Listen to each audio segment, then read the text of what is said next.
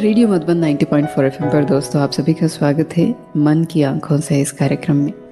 मन की आंखों से में हम हमेशा एक दिव्यांग साथी से मिलते हैं और उनकी जीवन की हर पहलू को जानने की कोशिश करते हैं और उसमें से कुछ सीखने को मिलता है। तो कई जगह पे बहुत सारी चैलेंजेस हम देखते हैं। जब ऐसे चैलेंजेस होते हैं तो किसी न किसी को प्रेरणा मिलती है उस चैलेंजेस को पूरे करने के लिए या उसको ईजी करने के लिए। तो ऐसे ही युवा हमारे साथ आज जुड़े हुए हैं जिन्होंने इस चैलेंजेस को देखा और उनके लिए कुछ सहयोग करने की कोशिश की और वहाँ से उत्पन्न हुआ एक ऑर्गेनाइजेशन ट्रसल लैब्स। इसको आपने सुना होगा। ये संस्था ऐसी है जो प्रोडक्ट्स बनाती है कंटेंट एक्सेसिबिलिटी के लिए, दिव्यांग साथियों के लिए। तो चलिए हम स्वागत करते हैं बोनी एंड अक्षिता को मन की आंखों से इस कार्यक्रम में। जी, आपका बहुत बहुत शुक्रिया हमें इस कार्यक्रम का हिस्सा बनाने के लिए, और हम इस कार्यक्रम में आगे जुड़े रहने की कोशिश करेंगे और अच्छे से आपसे इंटरैक्शन करने के लिए हम देखते हैं। सबसे पहले हम आपसे ये जानना चाहते हैं, आप दोनों इतने यंग हैं और जो भी आपने स्टार्टअप शुरू किया है इट्स नॉट प्रॉपर अर्निंग, और यंगस्टर्स को ये रहता है कि अच्छे से कमाए और विदेश में जाए, सेटल हो जाए, क्योंकि सॉफ्टवेयर इंडस्ट्री ऐसी चीज़ है जहाँ पर आप लोग अच्छे से कमा सकते हैं। But you ended up doing service, मतलब आपने टेक्नोलॉजी को सर्विस के लिए, सोशल डेवलपमेंट के लिए, किसी को मोबिलाइज करने के लिए आपने इस्तेमाल किया। So how did you get inspired? तो हमारी जो इस राह पर हमारी जो जर्नी रही है वो कॉलेज के दिनों से ही हमें दिव्यांग कम्युनिटी, स्पेशली जो ब्लाइंड और विजुअली इम्पेयर्ड कम्युनिटी है, उससे जुड़े हुए हैं। तो हम दोनों की अपनी अपनी अलग कहानी है, हम किस तरह से हमने इस डोमेन में शुरुआत की। तो अगर अपनी बात करूं तो मैं जब अपने कॉलेज में, यानी इंजीनियरिंग, कंप्यूटर साइंस की इंजीनियरिंग की है मैंने, तो कंप्यूटर साइंस की इंजीनियरिंग के दौरान जब तीसरे साल में थी मैं, तो मुझे मौका मिला एक टीम के साथ जुड़कर एक ब्लाइंड लोगों के लिए एक छोटा सा कॉलेज प्रोजेक्ट बनाने का, जिसमें हम 4 लोगों ने मिलकर एक ग्लव जैसा बनाया विजुअली इम्पेयर्ड कम्युनिटी के लिए, जिसमें एक कैमरा दिया गया था इंडेक्स फिंगर के ऊपर, जिससे वो कहीं पे भी अगर इशारा करते हैं, पॉइंट करते हैं, तो वो उसको पढ़कर बताता है वहाँ जो कुछ भी लिखा है।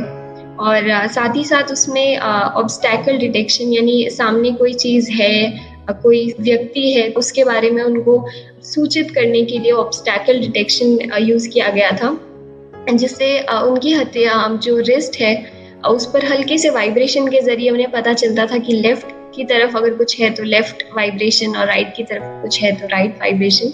तो इस तरह का एक कॉलेज प्रोजेक्ट मैंने बनाया जब मैं अपने इंजीनियरिंग के तीसरे साल में थी। और एक बहुत ही रुचिपूर्ण सिचुएशन हुई जब हम उसको लेकर गए दिल्ली के एक एनजीओ में। तो वहाँ पर एक नन्हे से बच्चे ने उसको इस्तेमाल किया, उस ग्लव को, और कहने लगा कि मैं अपने पापा से बात करना चाहता हूँ। तो उसने अपने पापा को फ़ोन मिलाया, कहने लगा पापा यहाँ पर कुछ साइंटिस्ट आए हैं, उन्होंने हमारे कॉलेज के लिए, हमारे स्कूल के लिए जो है ग्लव्स बनाए हैं, तो अब मैं कुछ भी खुद से पढ़ सकता हूँ, मैं खुद से ट्रैवल कर सकता हूँ, मैं आपके पास आ सकता हूँ। तो जो खुशी थी उसके चेहरे पर, उसको लफ्ज़ों में बयां ही नहीं किया जा सकता। और उसके बाद अचानक वो पीछे मुड़ा, शायद उसके पापा ने उससे पूछा, और मुझे कहने लगा दीदी मैं ये कब ले पाऊंगा। और यकीन मानिए उस समय मेरे पास इस सवाल का कोई जवाब ही नहीं था। मेरे लिए ये एक कॉलेज प्रोजेक्ट था जिसमें मैं काम कर रही थी, बट मुझे सच में नहीं पता था कि मैं उसके पास इसे कब ले जा पाऊंगी। पर जब मैंने इस बारे में विचार किया तो मुझे उसके इस नन्हे से सवाल से बहुत प्रेरणा मिली कि किस तरह से हम टेक्नोलॉजी का इस्तेमाल, जैसा आपने कहा यंगस्टर्स पैसे कमाने के लिए विदेश जाने के लिए करते हैं, मेरे जीवन में ये बन गया कि किस तरह से मैं टेक्नोलॉजी का इस्तेमाल उसके जैसे और बहुत सारे बच्चों की या और लोगों की जीवन को अच्छा करने के लिए, आसान बनाने के लिए जो है इस्तेमाल करूं। तो इस तरह से मैं पर्सनली मोटिवेट हुई, और बॉनी की भी अपनी एक छोटी सी कहानी है। मेरे एक्चुअली जो आपने बताया ना कि वो विदेश जाने वाला मतलब जो एस्पिरेशन होता है वो मेरा था। मैं वही 12th के बाद वही था कि मुझे actually I really love aviation, मतलब एरोप्लेन्स और स्पेस रॉकेट्स और स्पेस के बारे में जानने की बहुत रुचि है मैं। तो 12th के बाद मुझे लगा कि नहीं, मुझे एरोनॉटिक्स या एरोस्पेस इंजीनियरिंग में जाना है। और मेरा ड्रीम था कि जैसे एयरबस, बोइंग जो एयरक्राफ्ट बनाती है ना कंपनीज, उस पे मुझे वहां जाके नौकरी करनी है, वो मेरी ड्रीम कंपनीज थी। तो अब वहां तक पहुंचने के लिए क्या करना पड़ेगा कि इंजीनियरिंग में डायरेक्टली एरोनॉटिक्स इंजीनियरिंग करेंगे तो वो बड़ी स्पेशलाइज्ड ब्रांच हो जाती, फिर मैं चेंज नहीं कर पाऊंगा। इसलिए मैंने सोचा मैकेनिकल इंजीनियरिंग करता हूँ ग्रेजुएशन में, उसके बाद मास्टर्स में मैं यूएस जाके एरोनॉटिकल इंजीनियरिंग कर लूंगा और फिर वहाँ एयरबस बोइंग में अप्लाई कर दूंगा। सो ये मेरी एस्पिरेशन थी 12th के बाद, ठीक है। और इसलिए मैंने मैकेनिकल इंजीनियरिंग ज्वाइन कर ली निर्मा यूनिवर्सिटी अहमदाबाद में। अब करते करते एक चीज जो मैंने अपने आप को ओपन रखा था वो ये था कि मुझे कॉलेज के 4 साल यूज करने थे to explore multiple things, to explore multiple domains and experiences लेने थे, एंड दुनिया को जानना था कि दुनिया में क्या क्या अलग अलग चीजें होती है और कैसे कैसे टाइप के लोग होते हैं जो ये चीजें करते हैं। तो ऐसे ही ये एक्सप्लोरेशन में एक्चुअली मुझे एक अपॉर्चुनिटी मिली अहमदाबाद में, एक और संस्था है ब्लाइंड पीपल एसोसिएशन। तो वहाँ पे वॉलंटियर करने का एक अपॉर्चुनिटी मिला मुझे। तो हम कॉलेज से हमारी बैच से कुछ स्टूडेंट्स गए थे वहाँ पे वॉलंटियर करने के लिए। तो उस दिन that was the first time मैंने ब्रेल बुक्स देखी कि कैसे एक ब्लाइंड किड उस ब्रेल को छू के पढ़ता है। तो मेरे दिमाग में काफी सवाल थे। मैंने वहाँ टीचर से पूछा कि भाई ये हमारी बुक कैसी होती है, इनकी बुक कैसी होती है, ये इस बुक से इस बुक में से प्रिंटिंग कैसे होती है, कैसे वो पढ़ते हैं। तो उन्होंने बताया कि ब्रेल ऐसे होते हैं, 6 डॉट्स होते हैं, हर एक मतलब 6 डॉट्स में वो ABCD पूरी फॉर्म कर लेते हैं और उनको ऐसी ट्रेनिंग मिलती है। तो अब मैं इंजीनियरिंग से था, मेरे दिमाग में टेक्नोलॉजी सोल्यूशन तो आने लगे कि नहीं भाई ऐसा क्यों है। मैं तो PDF से पढ़ता हूँ, मैं अपने फोन में से पढ़ता हूँ, डिजिटल डॉक्यूमेंट से पढ़ता हूँ, पर ये लोग अब 100 पेज की इतनी पतली बुक होगी पर ब्रेल बुक इतनी मोटी सी होगी। तो ये सवाल था कि भाई वो उनको अभी भी लिमिटेड क्यों है कि इतनी बड़ी बड़ी बुक्स कैरी करना। तो अभी मैंने क्या किया कि मैंने सोचा कि इस प्रॉब्लम को सॉल्व करते हैं टेक्नोलॉजी को यूज करके।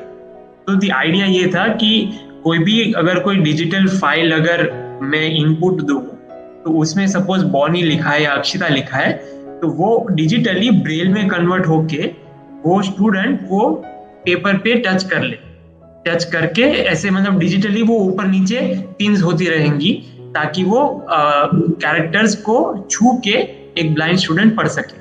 तो ये मैंने सोचा एक आइडिया की तरह और फिर उस पे काम करने लगा। मुझे इतना बहुत कुछ तो आता नहीं था, पर इंटरनेट से गूगल से सर्च कर करके सीखा कि भाई इसको कैसे कोड करते हैं, कैसे काम कराते हैं इन चीजों को। और वो प्रोटोटाइप लेके मैं चला गया वापस से उस NGO और उन बच्चों को दिखाया मैंने कि मतलब बहुत सरप्राइजिंगली आपने सोचा कि डिजिटली उसको छूना और उसको सेंस करना। मतलब इंजीनियरिंग से थे तो मतलब ये वो ख्याल चलते रहे, अच्छा कैसे टेक्नोलॉजी को यूज करे। तो इस मोटिवेशन से मैंने एक प्रोटोटाइप जैसा बनाया और ले गया और वहां जाके उन बच्चों को दिखाया कि ये है। अभी बच्चों देखो, आप लोग सीख रहे हो ABCD ब्रेल में पढ़ना, तो मैं एक कैरेक्टर एंटर करूंगा मेरे लैपटॉप से और आप गेस करके बताओ कि मैंने क्या कैरेक्टर एंटर किया। तो वो एक छोटी सी गेम हमने खेली और उस टाइम पे उस दिन। और मतलब जैसे अक्षिता का वो मोमेंट था ना जब उसने सवाल पूछा, वो मेरे लिए ये मोमेंट था कि भाई मैं कोई साइंटिस्ट तो होने में मुझे कुछ ज्यादा आता नहीं, पर मुझे जितना आता है उससे मैंने कुछ बनाया जिससे किसी की जिंदगी में खुशी में दे पाया। भले उस पल में वो उस इंसान को, स्टूडेंट को मैं खुशी दे पाया। तो वो एक होता है ना कि अपने काम का फुलफिलमेंट आपको मतलब अच्छा लगता है अपने काम से, तो वो एक मोमेंट था मेरे लिए। और by the end of my engineering एक चीज मतलब काफी सोल सर्चिंग होती है इंजीनियरिंग के 4 साल क्या करना है। But by the end of my engineering this incident and couple of other incident followed by it से एक चीज क्लियर हो गई थी कि मुझे मेन स्ट्रीम टेक्निकल जॉब नहीं करनी, और मुझे सोशल सेक्टर में, सोशल डोमेन में काम करना है, such that I'm able to give the community back with whatever I know. मतलब मुझे जितना आता है उससे मैं हमारे समाज या जिस समाज ने मुझे हमें बड़ा किया, एजुकेशन दिया, उसको कैसे कंट्रीब्यूट कर सकूं। तो ये एक फंडामेंटल सोच के साथ I chose to leave that aeronautics वाला जो ड्रीम था। I still continue to read and love about all those things, but then as a journey I thought of doing something in the social domain, and eventually 2017 के बाद, मतलब जनवरी 2017 से अब तक मतलब ऐसा एक भी दिन नहीं था in which I regretted कि नहीं I chose the wrong path. I'm really, वो fulfillment जो उस दिन था वो अभी every day that continues for me. No doubt Boni, आप भले उड़ नहीं पाए हैं लेकिन आप जीवन में उड़ान भरने का काम कर रहे हैं। उनको एक्सेसिबिलिटी मिलती है पढ़ने का, तो ऑब्वियसली जब वो उड़ते हैं आपको भी उड़ने की वो जो खुशी है ना वो मिलती रहेगी। बिल्कुल। It's really surprising and it's really interesting stories to listen about both of you. तो आप दोनों कैसे लैंड अप हुए टुगेदर? हमारी मतलब क्योंकि हम अलग अलग शहरों से थे, मैं फरीदाबाद से और बॉनी अहमदाबाद से, पर एक चीज़ जो कॉमन थी वो ये था कि हम सोशल डोमेन में कुछ काम करना चाहते हैं। और हमने जब जैसे सर्च किया कि कहाँ कौन ऐसे लोग हैं या कौन सी ऐसी संस्था है या ऑर्गेनाइजेशन है, इंक्यूबेशन सेंटर है जहाँ पर हमें इसको करने में थोड़ी मदद मिल सके। तो हमें जानकारी मिली डिजिटल इम्पैक्ट स्क्वायर नाम की इस ऑर्गेनाइजेशन के बारे में, जो कि TCS फाउंडेशन का एक इनिशिएटिव है। और हमने यहाँ पर अप्लाई किया कि जी देखिए, हम ये हमारा प्रोफाइल है, हम इस डोमेन में काम करना चाहते हैं।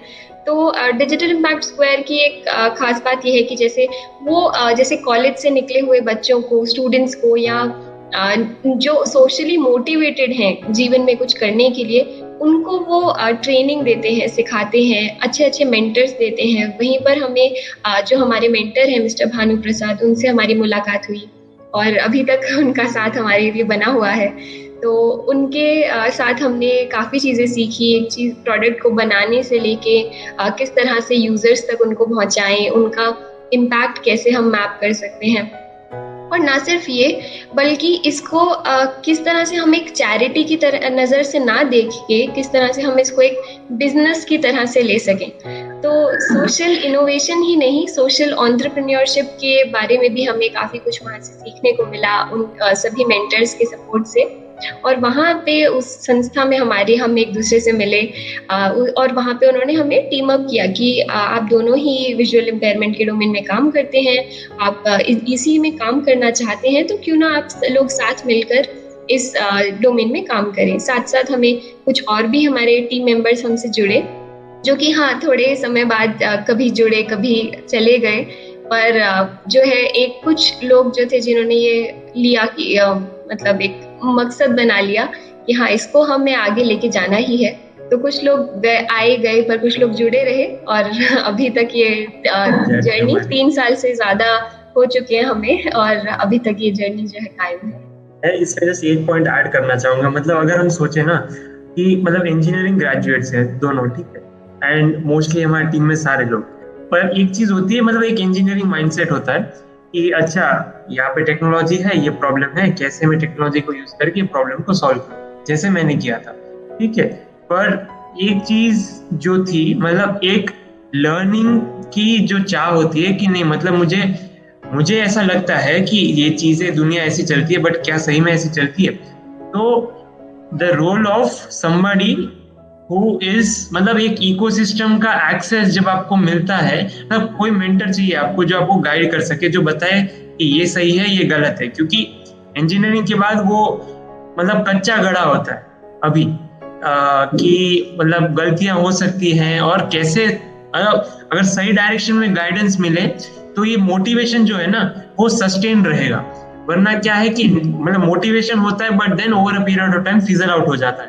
तो मतलब ये डिजिटल इम्पैक्ट स्क्वायर जो ऑर्गेनाइजेशन थी, या भानु सर थे, या जो भी मेंटर्स हमें मिले over a period of time, उनसे जो चीजें सीखी, मतलब प्रोडक्ट डेवलपमेंट एक बात है, इवन आप किसी को अगर कांटेक्ट करते हो तो ईमेल्स कैसे लिखते हैं, किसी सीनियर कलीग या रिसर्चर से बात कैसे करते हैं, मतलब छोटी छोटी चीजें जो कि सॉफ्ट स्किल्स है बट इक्वली इम्पोर्टेंट है when you are going in this direction of entrepreneurship. So I guess college से के 4 साल में जितना सीखे उससे कहीं ज्यादा चीजें हम ये 18 मंथ्स में सीखे, क्योंकि ये चीज अलाइंड थी to what we wanted to do और what we wanted to opt for life में।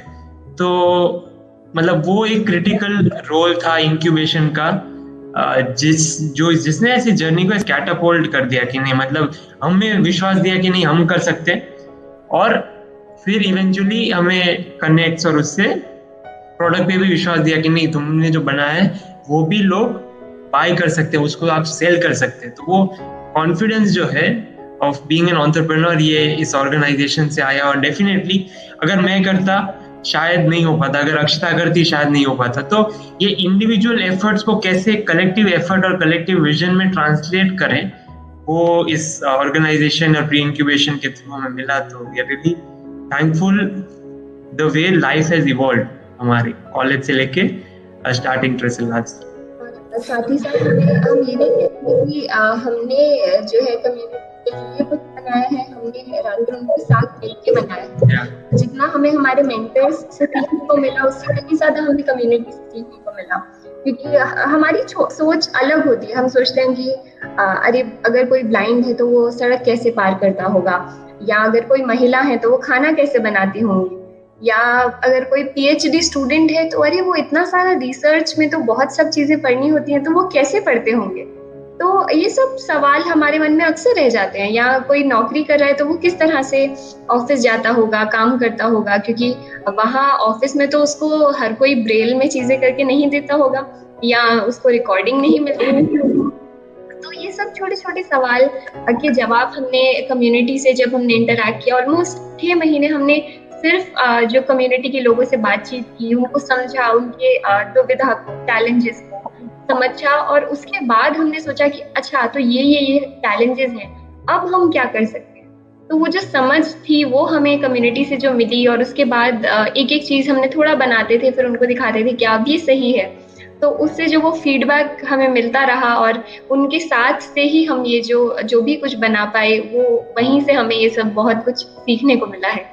तो उनके साथ मिलके हमने बनाया है, उनके लिए नहीं बनाया है। तो एक इंजीनियरिंग अप्रोच होता है कि ये टेक्नोलॉजी है तो मैं ये बना पाऊंगा, एक दूसरा है यूजर सेंट्रिक अप्रोच कि इनको ये जरूरत है इसलिए मैं ये बनाऊंगा। तो मैंने ये किया था engineering driven approach, but eventually I understood कि नहीं, user driven approach is much more fruitful and aligned with the needs.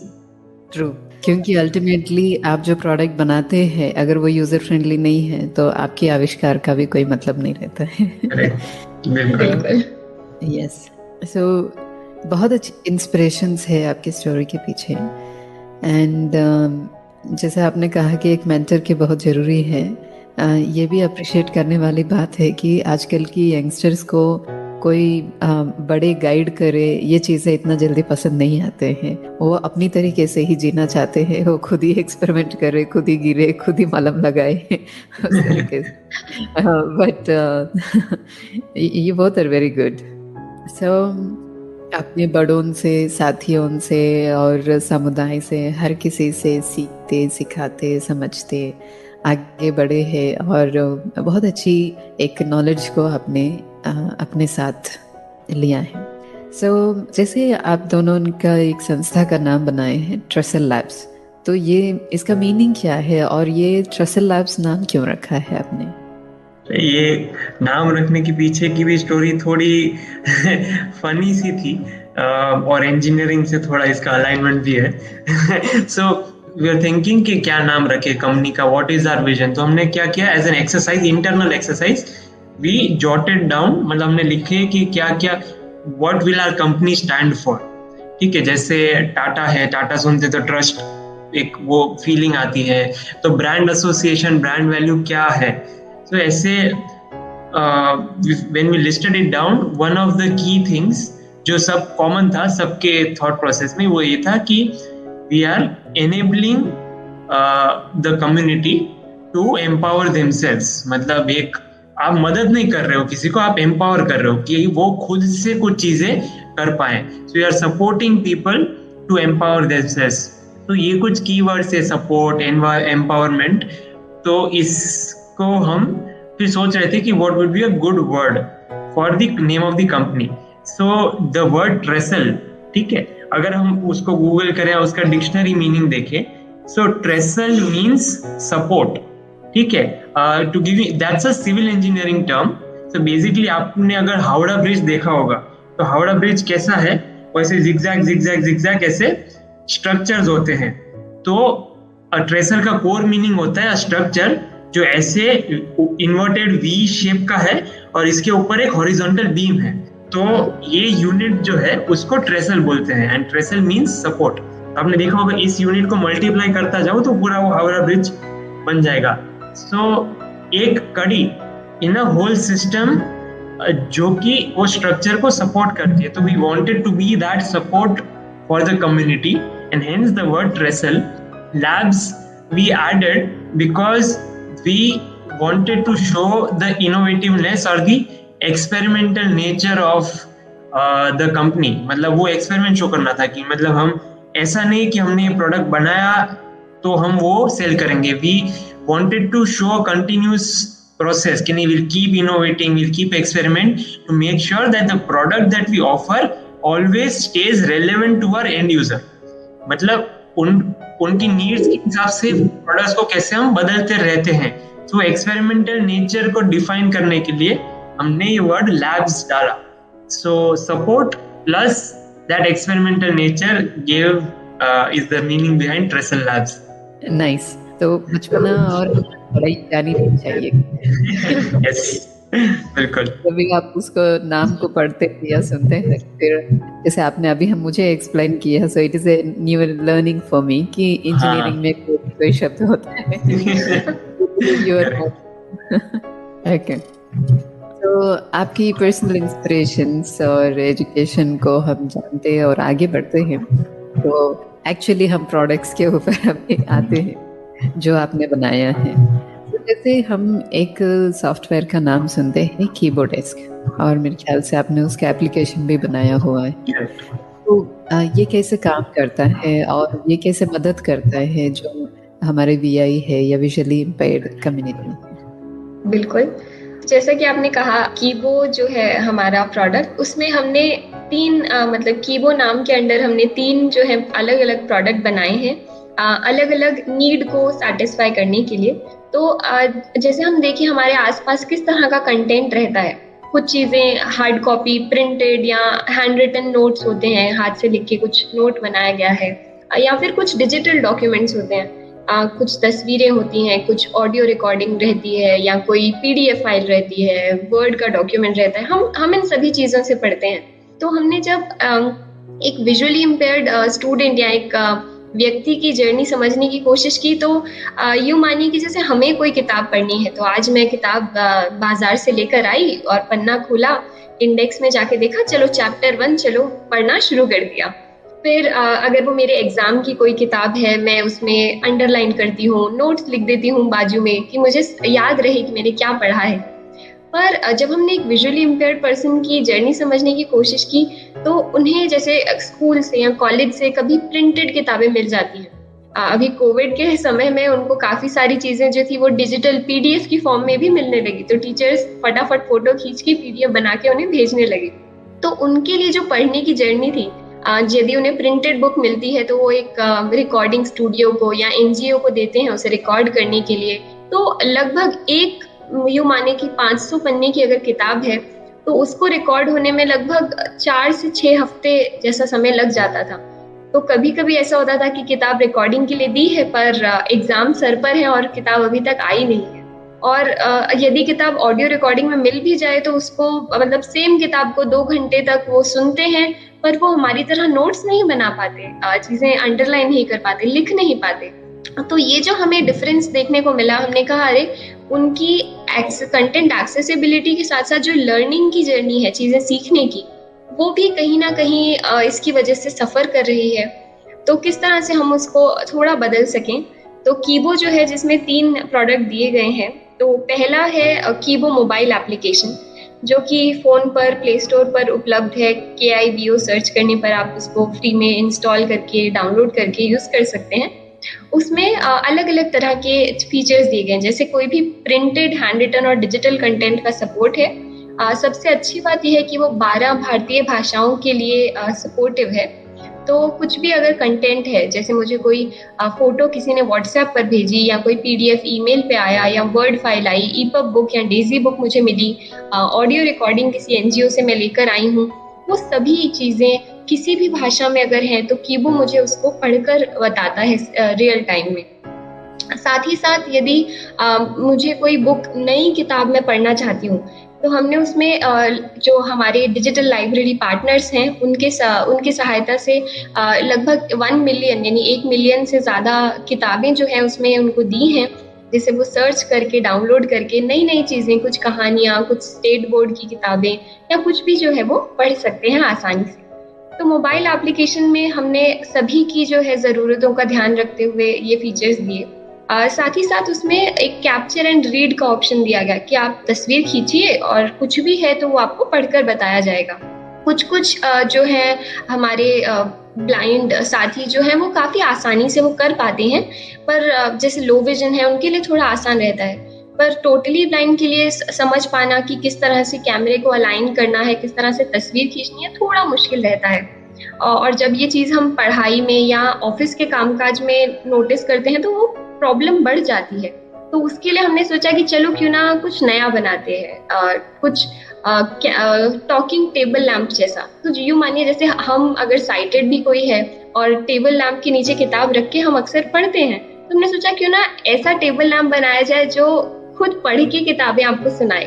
तो वहाँ से हमने कीबो एक्सेस डिवाइस का जो है बनाया, जो एक टॉकिंग टेबल लैंप की तरह है, पानी की बोतल की शेप का है। आप खोलें तो टेबल लैंप बन जाता है और किताब रखते हैं, और वो 12 भारतीय भाषाओं में कुछ भी कंटेंट अगर है, हाथ से लिखा हुआ नोट है, जैसे आपने किसी फ्रेंड से, कॉलेज में अगर किसी फ्रेंड से आपने नोट्स लिए हैं, उसको पढ़कर सुनाता है।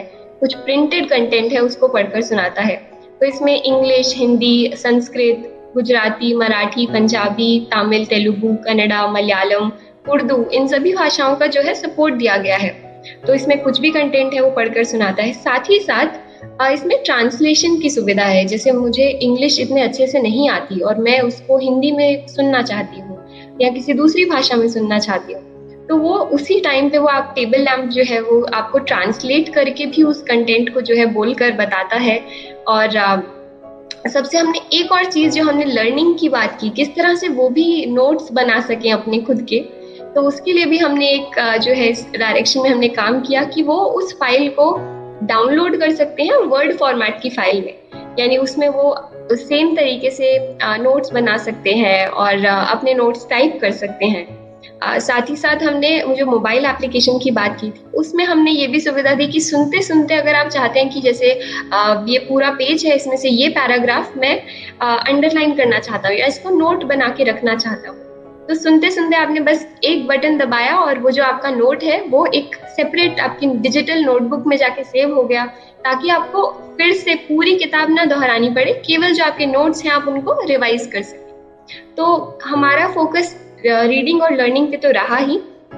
और अभी जो तीसरा हमारा प्रोडक्ट है कीबो डेस्क, जो कि एक वेब बेस्ड सॉफ्टवेयर है, जो कि हमने अभी कोविड के दौरान बनाया ज़रूरत को समझते हुए, क्योंकि जो बच्चे पहले अपने कॉलेज जाके कीबो काफ़ी सारे हम मतलब कॉलेज में ऑलमोस्ट 200 से अधिक जो है भारत की 20 राज्यों में हमने कीबो जो है 200 से ज़्यादा कीबो हमने इंस्टॉल किए हैं। और वो कीबो बेसिकली जैसे लाइब्रेरी में लगे हैं, तो स्टूडेंट अगर कोई विजुअली इम्पेयर्ड है तो वहाँ जाके वो पढ़ सकता है।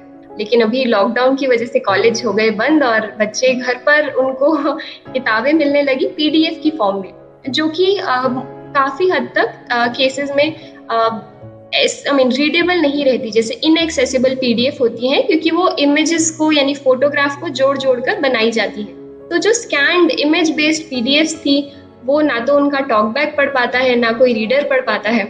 कीबो मोबाइल एप्लीकेशन में तो वो पढ़ने की सुविधा थी ही, लेकिन काफ़ी स्टूडेंट्स को वही चीज़ जैसे लैपटॉप में सुननी है, समझनी है, पढ़नी है, तो उसके लिए हमने उनके लिए एक वेब सॉफ्टवेयर बनाया कीबो डेस्क के नाम से, जिसमें कोई भी पीडीएफ या फोटोग्राफ है तो वो उसको ओपन करते हैं, किसी भी भाषा में हो वो उसको 12 भारतीय भाषाओं में पढ़कर बताता है। तो इस तरह से हमने फोकस जो है हमारा इंडियन लैंग्वेजेस पे, हैंड रिटन कंटेंट पे रखा, और साथ ही साथ ये इंश्योर किया कि उनको वो 4 से 6 महीने रुकना ना पड़े। आज मेरे हाथ में बुक है, कॉपी है, डॉक्यूमेंट है, पीडीएफ है, कुछ भी है, 1 मिनट से अंदर मैं उसको पूरा पढ़ सकूं जिस तरह से कोई भी साइटेड व्यक्ति पढ़ता है।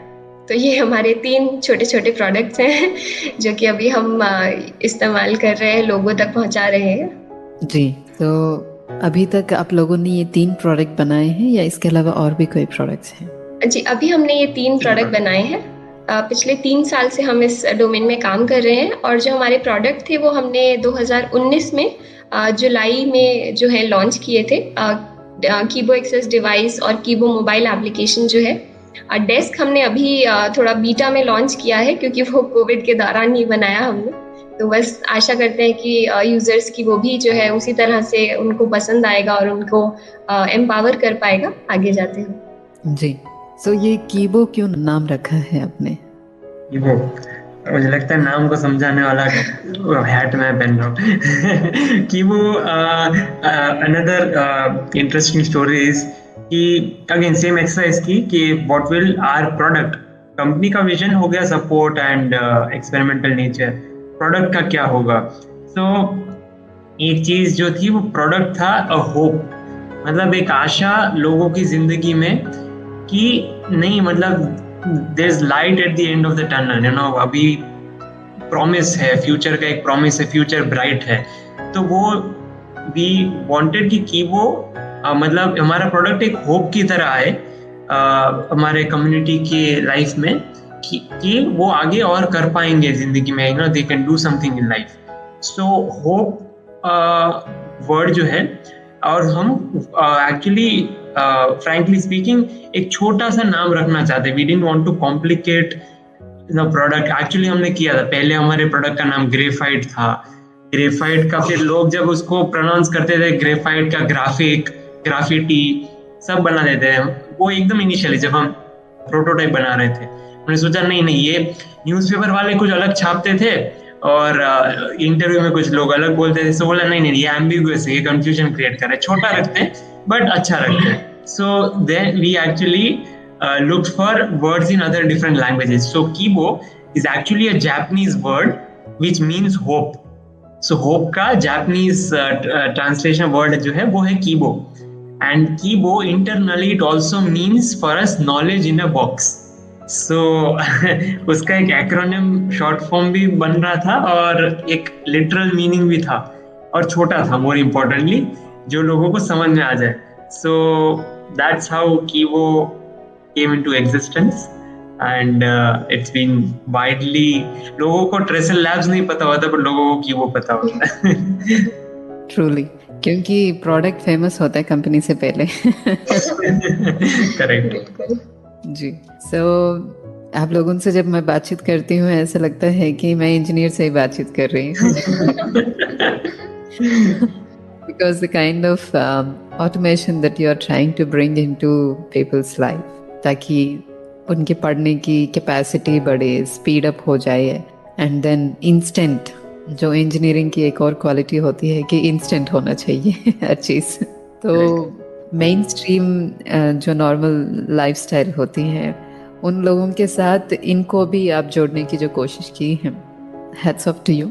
ये बहुत अच्छा काम है और आप लोगों ने बहुत अच्छी तरीके से नीड को आइडेंटिफाई करके उसको पुट अप करने की कोशिश की और उतनी ही अच्छी तरीके से आप लोग सभी को एक्सप्लेन कर रहे हैं so that people also take inspirations from your story.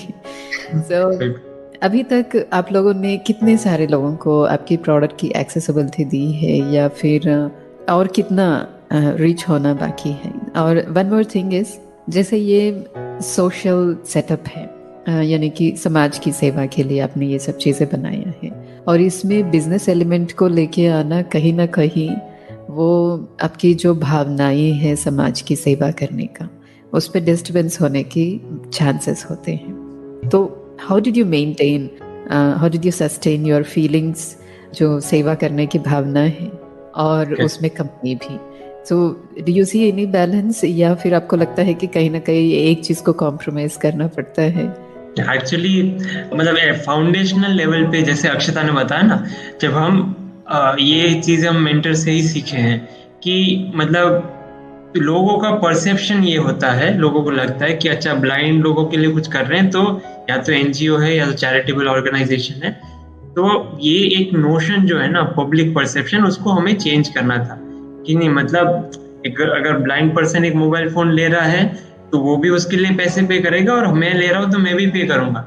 So we wanted it to be a very transactional product. हाँ, मतलब it's just like another electronic product या एन ऐप और website like all the other things, और वो use करेंगे और वो उसको उसके लिए पे भी करेंगे क्योंकि वो यूज करें, that's adding value to their life. तो ये एक माइंडसेट के साथ हमने वी फंडामेंटली कंपनी लेवल पे हमने एक फॉर प्रॉफिट सोशल एंटरप्राइज की तरह हमने रजिस्टर किया। We are a private limited company, we are not an NGO, ताकि हमारा माइंडसेट भी अच्छा रहे, मतलब सॉर्टेड रहे कि नहीं, we are a for profit company. ठीक है। अब when we started launching our initial products, ठीक है, पहला वर्जन ऑफ द प्रोडक्ट जब हमने लॉन्च किया, हमने एक एनजीओ के साथ काम किया, और उस एनजीओ को जब हम नासिक महाराष्ट्र से काम कर रहे थे तो university there, Yashwantrao Chavan Maharashtra open university, उन्होंने every year they organize an event on World Braille Day, Louis Braille Day, 4th of January. So 2018, 4th of January 2018 को we got an opportunity to launch a pilot of मतलब एक demo product launch करने का हमें opportunity मिला इन दोनों organisations के साथ, national association for the blind और ये यूनिवर्सिटी। और the university was actually paying for the devices that will install, मतलब जो प्रोडक्ट्स रख रहे हैं एनजीओ में उनके लिए वो पे कर रहे थे। तो मतलब पेइंग कस्टमर अगर कोई पे कर रहा है आपके प्रोडक्ट के लिए तो एक वैलिडेशन है कि नहीं, मतलब आपके प्रोडक्ट में ऐसा है जिसके लिए लोग पे भी करेंगे। फ्री में तो काफी सारे लोग एक्सेप्ट कर लेंगे, बट अगर पे कर रहे हैं तो then there is something that is value adding. तो ये एक प्रूफ था कि नहीं, हम सही डायरेक्शन में काम कर रहे हैं। तो इवेंचुअली जब हमने इसको आगे ले गए, ठीक है, पहले एक कस्टमर था, फिर हमने धीरे धीरे स्केल करके 12 कस्टमर्स तक पहुंचे। क्योंकि क्या था, हमें ये एक कस्टमर से दूसरे, मतलब लोग बात कर देते, हाँ मेरे पास ऐसा एक डिवाइस है जो ऐसे मराठी पढ़ के सुनाता है, तो वर्ड ऑफ माउथ से एक दूसरे से बात करके हमें कॉल्स आने लगे, क्या हमें भी चाहिए, हमें भी चाहिए। तो हमने इनिशियली बहुत ज्यादा नहीं पर 12 डिवाइसेस बनाए और 12 कस्टमर्स को हमने उनको सेल किया वारंटी कार्ड के साथ, और वो 12 डिवाइसेस अभी भी है करंटली जो कस्टमर्स यूज करते हैं। हमारा पहला कस्टमर था Indian institute of management Ahmedabad. तो अभी ये था कि नहीं, अब लोग पैसे देने को रेडी है और हमने प्रोडक्ट को वारंटी कार्ड के साथ डिलीवर किया। मतलब हमारे भी एक जिम्मेदारी है कि हम उसको सर्विस करना है, और उन लोगों ने परचेज किया है तो इसलिए वो उनकी एक्सपेक्टेशन भी अलग होगी क्योंकि पे किया है। तो धीरे धीरे हमने एक ऑब्जर्व किया कि हमारे बेनिफिशियरी जो एंड यूजर जो है वो ब्लाइंड स्टूडेंट्स ही हैं, बट जो कस्टमर्स हैं वो इंस्टीट्यूशंस, ऑर्गेनाइजेशंस हो सकते हैं जिनके पास जो फाइनेंशियली स्टेबल और उनके पास फंड्स भी होते हैं टू इंस्टॉल सच डिवाइसेस। तो हमने एक तो डिफरेंशिएट कर दिया कि एंड यूजर और कस्टमर्स में। अब क्या हुआ, जब जैसे जैसे हमने फीडबैक मिला, हमने चेंजेस किए डिवाइस में, और हमने जुलाई 2019 में जो नया वर्जन लॉन्च किया जो अभी हम कंटिन्यू कर रहे हैं। तो जब हम 12 से ज्यादा 20, 25, 30 कस्टमर से बात करने लगे ना, तो एक सोसाइटी का एक अलग ही पहलू हमें दिखा। और जब हम लाइब्रेरियन से बात करने लगे कि लाइब्रेरियन आपके कॉलेज में बीसी के 5 विजुअली चैलेंज स्टूडेंट्स आपके डिपार्टमेंट में हैं, तो और हमने ऐसा डिवाइस बनाया है जो ये ऐसे ऑडियो में करके बताता है आपको, तो उनके लिए काफी हेल्प होगा कि आपकी लाइब्रेरी की सारी जो हजारों बुक्स हैं वो हो जाएगी उनको एक्सेस। तो मतलब वो अच्छा काम कर रहे हो ब्लाइंड लोगों के लिए, पर जहाँ पैसे की बात आती है कि अच्छा ये 27,000 रुपीज का प्रोडक्ट है और आप इसको परचेज कर सकते, तो वो थोड़े रिलक्टेंट होने लगे। क्यों? क्योंकि वो कहने लगे कि भाई मेरे कॉलेज में 1000 बच्चे हैं, उनमें से 5 बच्चे विजुअली चैलेंज्ड हैं, तो कॉलेज का मैनेजमेंट इतना कंफर्टेबल नहीं होगा कि 27,000 इन्वेस्ट करे उन माइनॉरिटी वाली कम्युनिटी के लिए। तो अभी हमें ये चीज आने लगी, ठीक है, इनिशियली जो स्टार्टिंग के कस्टमर होते हैं वो आपके वेल विशर्स भी होते हैं, इसलिए वो एक्सेप्ट भी करते हैं, बट जो एकदम स्ट्रॉन्ग कस्टमर्स होते हैं ना, वो एग्जैक्ट होते हैं, वो उनको क्रैक करना सही गेम होता है। फिर हमें लगा कि नहीं भाई, ऐसा तो नहीं है कि प्रोडक्ट में कुछ गलती है, और ये अच्छे इंटेंशन के साथ ही हमने बनाया, तो हम इसका एक्सेप्टेंस कैसे इंक्रीज कर सकें। फिर हमने रियलाइज किया कि भाई सपोज लाइब्रेरियन पे कर रहा है इस प्रोडक्ट के लिए, भले यूज बेनिफिट किसी और को होगा, पर क्योंकि वो पे कर रहा है तो हमें उसको बताना पड़ेगा कि उसके लिए प्रोडक्ट कैसे एडवांटेजियस है, वो इस प्रोडक्ट से कैसे वैल्यू ले पाएगा, वो ये प्रोडक्ट उसको हेल्प कैसे कर पाएगा। तो फिर हमने हमारा जो प्रेजेंटेशन था उसको थोड़ा चेंज किया।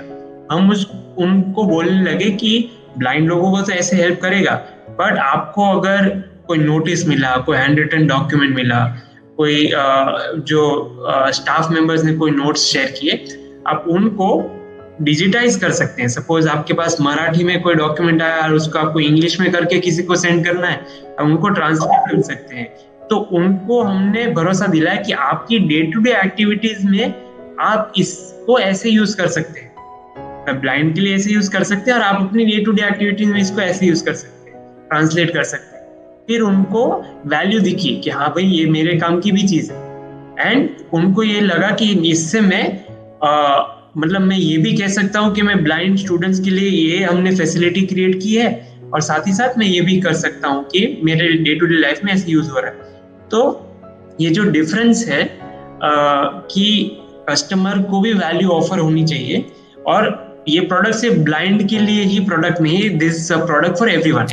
तो जो हम इंक्लूजन की बात कहते हैं ना, जो ड्रेसर लैब स्टैंड करता है, स्टैंड फॉर इंक्लूजन, की ब्रेल जो एग्जांपल के लिए ब्रेल जो है वो एक्सक्लूसिव है, ब्लाइंड पर्सन को ही ब्रेल आता है, मैं ब्रेल को देख के मैं नहीं पढ़ पाता, so braille is exclusive for visually impaired people. However our product is inclusive क्योंकि वो ब्लाइंड को भी सर्व करता है और नॉर्मल लोगों को भी सर्व करता है। तो ये over the period, over the journey हमने समझा, इसको अडेप्ट किया, और हमने इस प्रोडक्ट को जब जुलाई 2019 में लॉन्च किया, तो अभी कीबो एक्सेस डिवाइस की बात करूं तो 160 प्लस कस्टमर्स हैं हमारे 20 स्टेट्स में इंडिया के। मोर देन 200 डिवाइसेस हमने सेल किए हैं।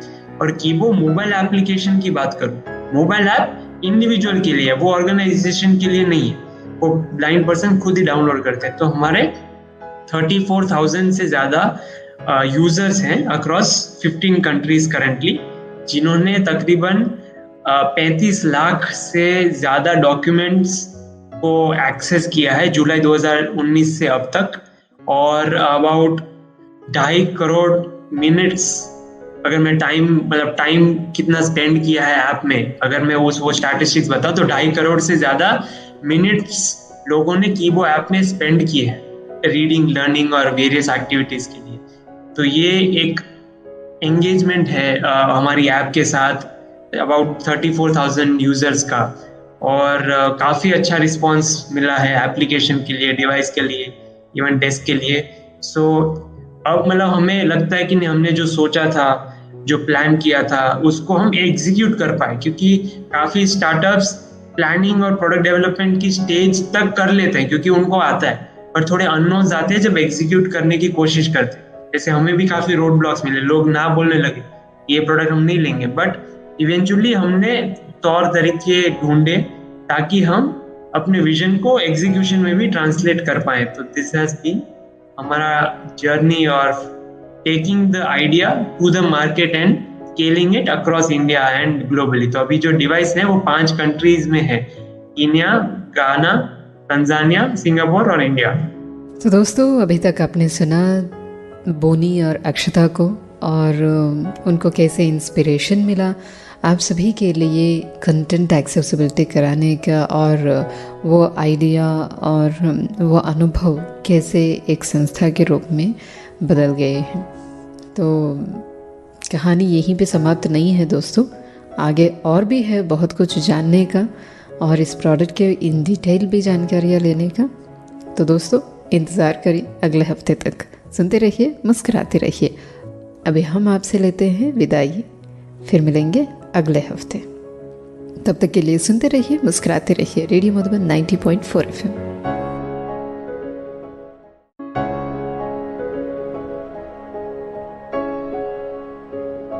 नमस्कार, good evening. Radio Madhuban 90.4 FM पर आप सभी का स्वागत है मन की आंखों से इस कार्यक्रम में। जैसे आप सभी ने पिछले हफ्ता कहानी सुना है बोनी और अक्षता की, जो हमारी VI है, जो विजुअली इम्पेयर्ड कम्युनिटी है, उनके लिए कंटेंट एक्सेसिबिलिटी के लिए उन्होंने प्रोडक्ट्स बनाए हैं। तो आगे की कहानी हम अभी सुनेंगे। मैं छोटी चीज़ें ऐड करना चाहती हूँ। जैसे आपने पहले कहा कि जो समाज कल्याण की जो हमारी भावना थी, उसमें बिजनेस की वजह से कुछ कॉम्प्रोमाइज़ तो नहीं आया या उसमें कुछ बदलाव तो नहीं आया। तो इसको मैं इस तरह से कहूँगी कि देखिए, जिस तरह से हम सोचते हैं कि हमें इम्पैक्ट करना है, यदि हम इसको चैरिटी की नज़र से देखें तो इस तरह से होगा कि जब हमें डोनेशन मिलेगा या जब हमें कुछ सपोर्ट मिलेगा, तब हम किसी और को या अपनी कम्युनिटी, ब्लाइंड लोगों की जो कम्युनिटी है, उनको सपोर्ट कर पाएंगे। हम इस तरह से नहीं चाहते थे कि हम खुद भी डिपेंडेंट रहें कि कहीं से हमें सपोर्ट मिले तो हम उन्हें सपोर्ट करें। हम चाहते थे कि जो बदलाव, जो कल्याण या जो सशक्तिकरण उनके जीवन में हम लेके आना चाहते हैं और ला रहे हैं, वो सस्टेनेबल रहे। यानी ऐसा ना हो कि जब कभी सपोर्ट रुक गया तो वो इम्पैक्ट नहीं रुकना चाहिए, तो वो इम्पैक्ट चलता रहे। उसके लिए हमने इसको जो है फॉर प्रॉफिट की तरह इसको हमने शुरुआत की। और इसकी भी प्रेरणा इंटरेस्टिंगली हमें एक यूजर से ही मिली।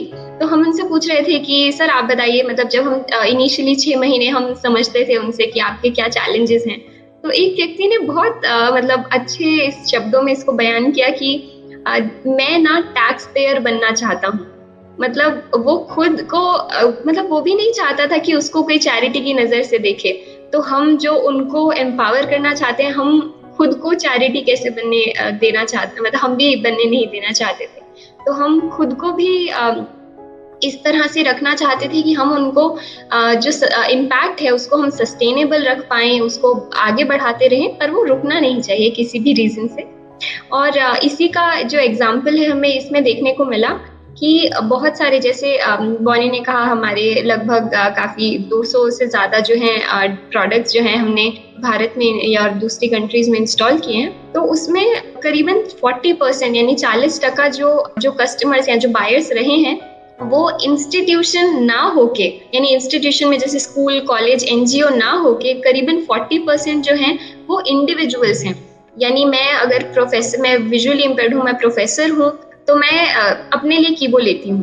तो इस तरह से हमारी एक यूज़र है पिंकी, उनकी अगर मैं बात करूँ तो पिंकी जो है, उन्होंने दिल्ली यूनिवर्सिटी यानी मिरांडा हाउस से उन्होंने अपनी एजुकेशन कंप्लीट की और उसके बाद आज की तारीख में वो इंग्लिश की प्रोफेसर हैं हरियाणा गवर्नमेंट के एक स्कूल में। तो वो किस तरह से उन्होंने सोचा, अब मेरी नौकरी लगी है, चलो मैं किसी पे डिपेंडेंट क्यों रहूं कि वो मेरे बच्चों की आंसर शीट चेक करने में मेरी मदद करे। तो एक टीचर के लिए कितनी एम्पावरमेंट या सशक्तिकरण की बात है कि वो खुद से अपने बच्चों की आंसर शीट जो है चेक कर पाई है, तो कीबो की मदद से। तो इस तरह से जो कस्टमर्स रहे हैं, पिंकी है, वो नहीं चाहती कि उनको कोई, मतलब वो खुद से अगर ले सकती हैं तो वो खुद उसको लेना चाहती हैं, ऐसा नहीं कि उनको कोई सपोर्ट करे। और भी हमारे जैसे यूजर्स हैं जितेंद्र जी, जो कि इंडियन रेलवेज में जो है जूनियर क्लर्क का काम करते थे और मेनली उनका काम रोल जो था वो टेलीफोन ऑपरेटर का रहता था।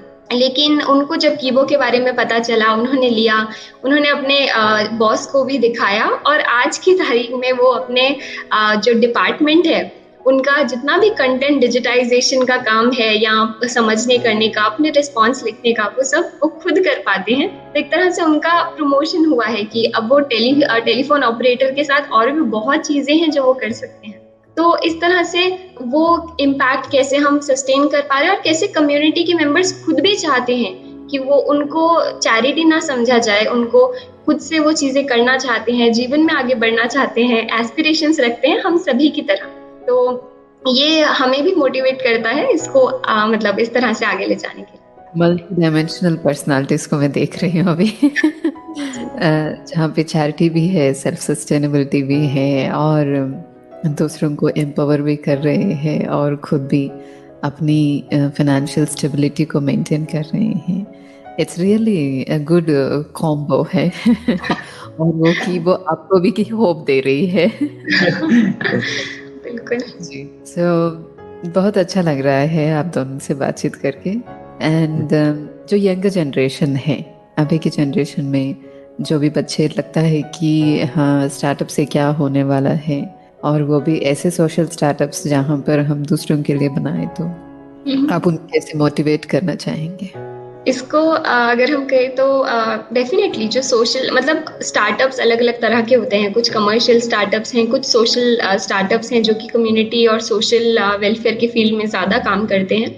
तो सोशल एंटरप्रेन्योर्स के लिए मतलब पहला जो मोटिवेशन मैं कहूँगी वो तो उनका पैशन है, उनकी लगन है कि वो उस कम्युनिटी के लोगों को किस तरह से इम्पैक्ट करना चाहते हैं और उनके पीछे की कहानी क्या है।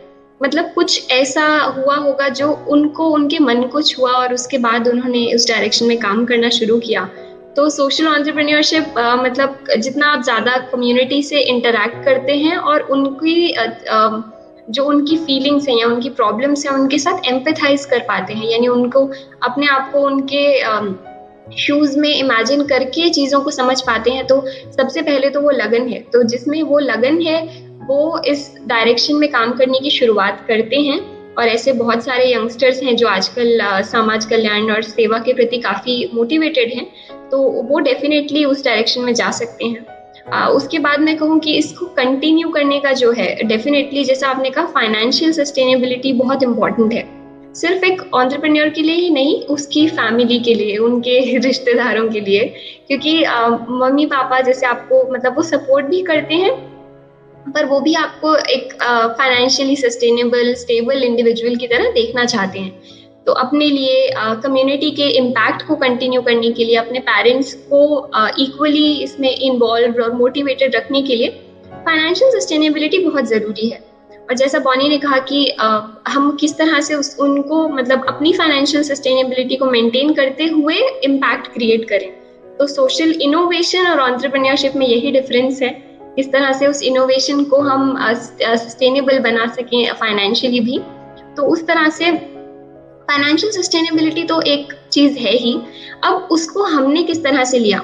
अब बहुत सारे समय में ऐसा होता है जब सोशल एंटरप्रेन्योरशिप में आप किसी कम्युनिटी के लिए काम करते हैं तो उस कम्युनिटी के पास ही आपको देने के लिए या आपकी चीज़ों को अवेल करने के लिए पैसे नहीं रहते, या अगर होंगे तो उनके लिए और बहुत सारी ऐसी चीज़ें हैं जिनमें वो उनको अपने घर को सपोर्ट करना है।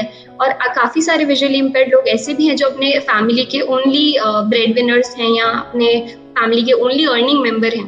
तो उनके लिए ये सोचना मुश्किल है कि भाई मैं अपनी फैमिली का खाना पीना और उनका रहना देखूं या मैं अपने लिए कुछ कंटेंट एक्सेसिबिलिटी या मोबिलिटी के असिस्टिव टूल पे इन्वेस्ट करूं। तो उन सब केसेस में काफ़ी बार ऐसा होता है कि वो आपकी कम्युनिटी आपको पैसे नहीं दे पाती, पर आपको इम्पैक्ट तो करना है, वो तो सोच लिया है। तो उन तक पहुंचने के लिए किन और स्टेक होल्डर्स या किन और लोगों की हम जो है सपोर्ट ले सकते हैं। जैसे हमारे केस में हमें पता है कि हमें विजुअली इम्पेयर्ड स्टूडेंट्स को इम्पैक्ट करना है, या जो विजुअली इम्पेयर्ड एम्प्लॉइज हैं उनको इम्पैक्ट करना है। स्टूडेंट्स में भी स्पेसिफिकली कहूँ तो जो बच्चे हायर एजुकेशन की तैयारी मतलब हायर एजुकेशन परस्यू कर रहे हैं या कॉम्पिटिटिव एग्जाम की तैयारी कर रहे हैं, उन सभी को, और साथ ही साथ कुछ ऐसे भी हैं जो कि जैसे प्रोफेसर्स हैं, मतलब एम्प्लॉयमेंट में अगर हम देखें कुछ प्रोफेसर्स हैं, कुछ लोग गवर्नमेंट जॉब्स में हैं, तो उन सभी की अगर हम उनको इम्पैक्ट करना चाहते हैं तो हम बीच में किन किन और लोगों को इन्वॉल्व कर सकते हैं। तो स्टूडेंट्स के लिए हमने देखा इंक्लूसिव स्कूल्स जो हैं उनके लाइब्रेरियंस से हमने बात की, कॉलेजेस के हमने लाइब्रेरियन से बात की कि वो अगर हम उन पे मतलब अपने बेनिफिशियरी पे हम फाइनेंशियल बर्डन ना आने दें, पर कुछ लोग जो उनको सपोर्ट करना चाहते हैं और उनका भी उसमें उन्हें भी इंक्लूसिव ऑर्गेनाइजेशन बनने के लिए एक प्रेरणा मिलती है और साथ ही साथ रिकॉग्निशन भी मिलता है कि मैं एक इंक्लूसिव स्कूल हूँ या मैं एक एक्सेसिबल लाइब्रेरी हूँ, मैं एक इंक्लूसिव कॉलेज हूँ।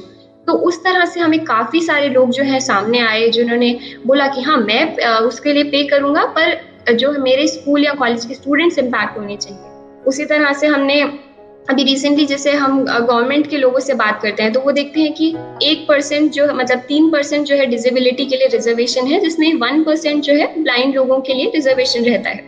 पर उस एग्जाम को क्लियर करने में एक तो पहले ही इतना कंपटीशन है, फिर जो एक ब्लाइंड व्यक्ति उसको क्लियर करके उस नौकरी तक फाइनली पहुंचता है, उसके लिए भी काफी मुश्किल है। मतलब कि अच्छा मैं सिलेक्ट हो चुका हूँ और उसके एम्प्लॉयर के लिए भी कि अरे मैं इसको ऐसा क्या काम दूं।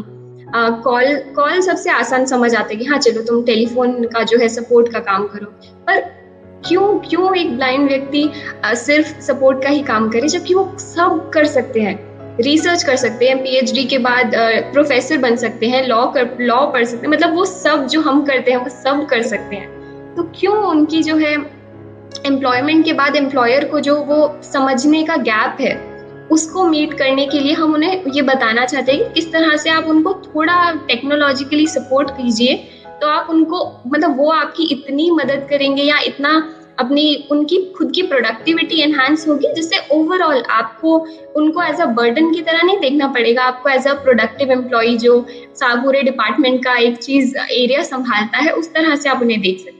तो वो एक जो है फैक्टर, तो सोशल एंटरप्रेन्योरशिप के लिए पैशन सबसे ज्यादा जरूरी है। दूसरा है फाइनेंशियल सस्टेनेबिलिटी, और उसके बाद है राइट की मतलब की स्टेक होल्डर का आइडेंटिफिकेशन जो कि आपको पे करे ताकि आप फाइनेंशियली सस्टेनेबल रहें, लेकिन eight the end of the day आपके बेनिफिशियरी तक इम्पैक्ट पहुंचना चाहिए। मतलब उसके लिए तो कोई दो राय है ही नहीं कि कैसे होगा, वो तो होना ही चाहिए, बाकी सब बाद में। उसके लिए जो भी बन पड़े वो हमने भी किया है, और हम सभी सोशल एंटरप्रेन्योर्स को वही कहेंगे कि जरिए ढूंढिए अपने बेनिफिशियरी को इम्पैक्ट करने के लिए। खुद ना कर सकें CSR के सपोर्ट के थ्रू, डोनर्स के सपोर्ट के थ्रू, या डिफरेंट मार्केट या डिफरेंट कस्टमर सेगमेंट्स को आइडेंटिफाई कीजिए ताकि इन दी एंड आपके बेनिफिशियरी तक इम्पैक्ट जरूर पहुंचे।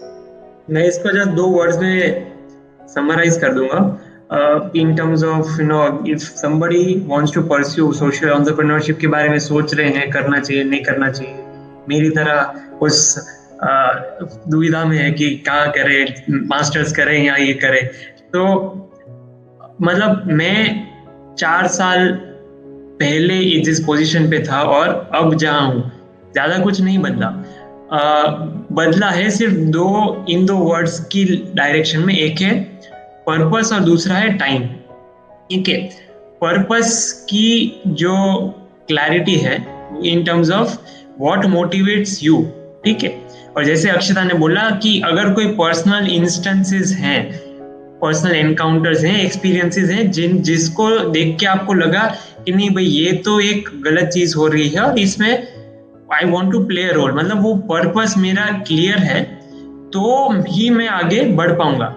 फॉर एन एग्जाम्पल, अगर कोई भी अगर इंजीनियरिंग स्टूडेंट है, कोई भी स्टूडेंट है, अगर if finances, personal finances is what motivates them, ठीक है, देन आई आउटराइटली सजेस्ट कि मतलब आप ज्यादा सेफ हो to do the job in a company, ठीक है, उससे आपको लाइफ में ज्यादा फाइनेंशियल स्टेबिलिटी आएगी as compare to running a startup.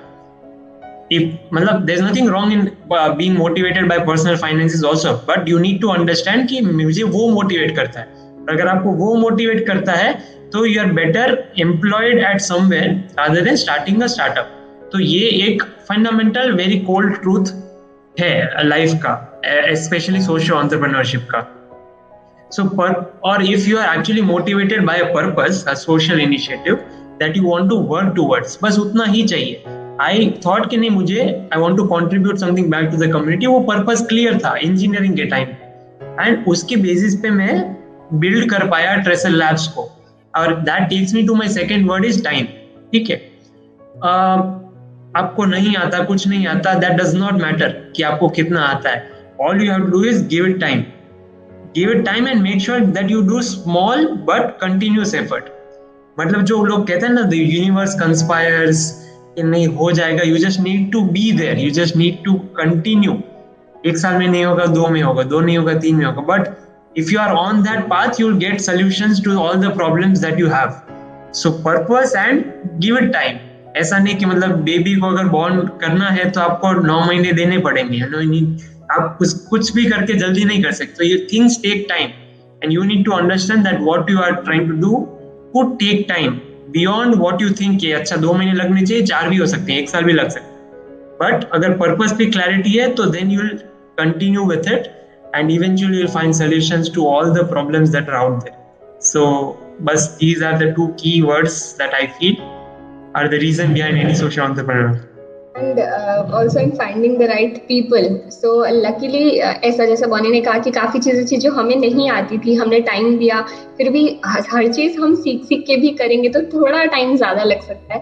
तो किस तरह से उन सभी लोगों के साथ को हमने साथ में जोड़ा. जैसे हमारी अभी 7 लोगों की टीम है, अप्पू, रंगनाथ, शिवानी, अखिल, अनुपम. तो इस तरह से किस तरह से हमने इन सभी लोगों को अपने साथ जोड़ा जो कि सेम मोटिवेशन, सेम पैशन के साथ हमने मतलब उनको भी ट्रांसफर कर दिया ये पैशन कि वो भी इस तरह से काम कर पाते हैं. तो एक सही मोटिवेशन और सही मतलब टाइम देने के साथ साथ एक सही टीम को चुनना और उनको अपने साथ लेके चलना काफी जरूरी है. तो टीम भी अच्छी बिल्ड करना जरूरी है एक सोशल एंटरप्रेन्योर के लिए. उसके बाद सब आसान हो जाएगा. एक क्लास पर I mean जब मतलब ये बोल रहे हैं ना, मतलब there are things that keep coming to my. I hope I'm not taking much time. एक छोटे से एक और analogy which I truly believe and I just wanted to share with everyone. वो ये था कि ये हमने हमारे मेंटर से ही सुना है. So मतलब वो the life and the journey of life as a bus कि people come to your bus because they are motivated. I mean bus आपका एक startup है, so जो team hiring होती है ना, so there are people who join the bus because they are motivated कि अच्छा तुम blind हो काम कर रहे हो, I really feel for your cause कि नहीं आप अच्छा काम करो, let me join hands with you. So they come to your bus and come sit in the bus, correct? And then ऐसे लोग जुड़ते जाएंगे because they are motivated by the destination that you are going towards, जो vision है आपका, आपकी company का. But बस वही बात है, ये जो स्टार्टअप की जर्नी वो लंबी हो सकती है. And then if people are not enjoying the ride while they are sitting with you in the bus, वो लगता है they'll question themselves कि नहीं मतलब did I take the right decision और मैं next stop पे उतर जाऊँ. I don't want to, because they are not enjoying that journey with you in the bus. So it's really, while they join you, it's equally important that they enjoy the journey while they are with you in the bus.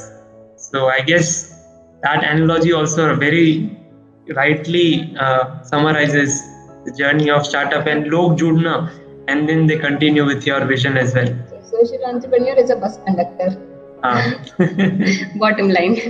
जैसे relationships की बातचीत कर रहे थे, so I want to know कि आप दोनों की फैमिली, पेरेंट्स है और आपकी सिबलिंग्स है, ये आप सभी कितना संतुष्ट है आपके काम से, और कहीं जल्दबाजी तो नहीं करते आप जल्दी सेटल हो जाओ, फिर आपकी भी लाइफ है, आपकी भी शादी करनी है, all these things.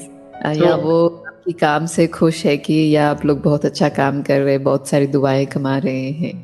Yes. तो पेरेंट्स का I'll probably start.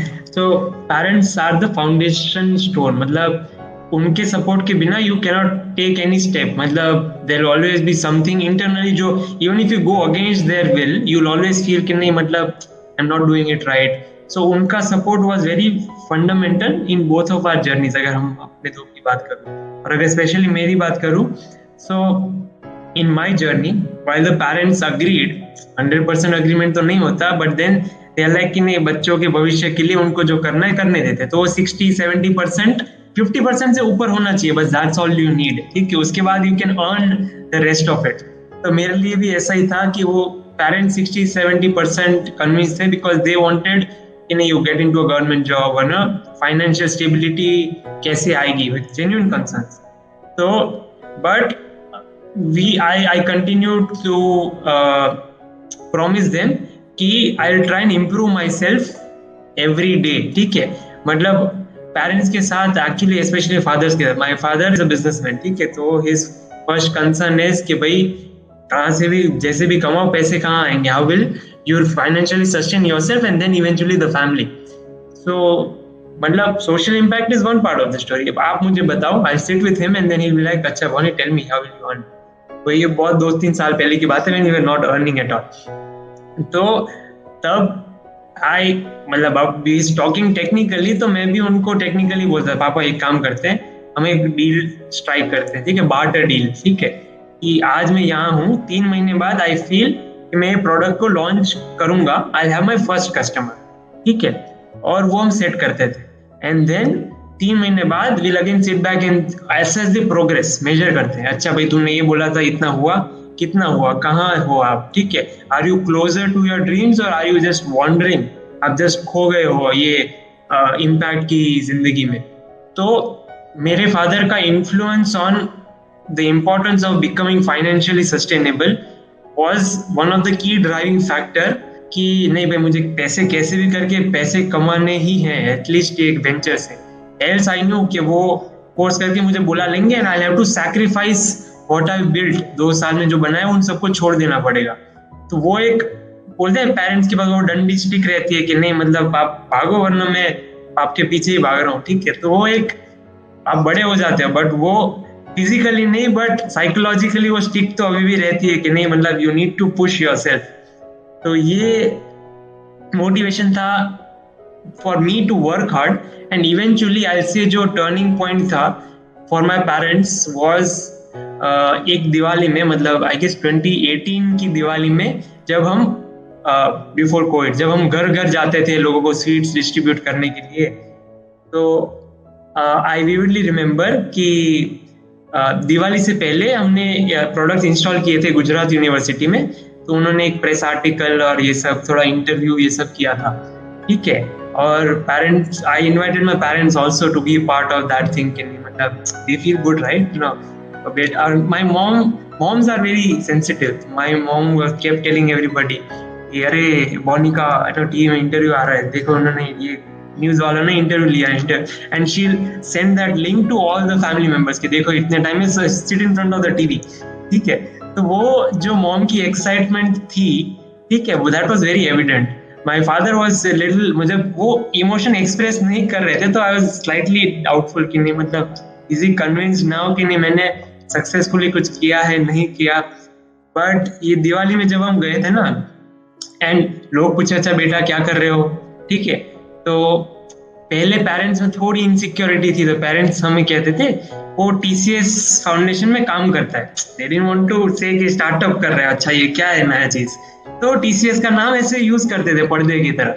बट इस बार माय फादर सेड कि he started his own company और वो ऐसे प्रोडक्ट बनाता है ब्लाइंड लोगों के लिए, और अगर कोई आपको इंग्लिश कंटेंट है और उसको गुजराती में पढ़ना है वो ट्रांसलेट करके भी आपको सुना के बताता है। So I saw very first time, मैं एंटरप्रेन्योर हूँ, मैं पिच करता हूँ, मैं मेरे प्रोडक्ट के बारे में जिस पैशन के साथ बताता हूँ, पेरेंट्स जो है उनके पास वो पिच नहीं होती, मतलब वो उस पैशन के साथ नहीं बता पाते। But this was the time जब मैंने देखा कि my father was equally passionate when he was talking about my product and my journey to people outside.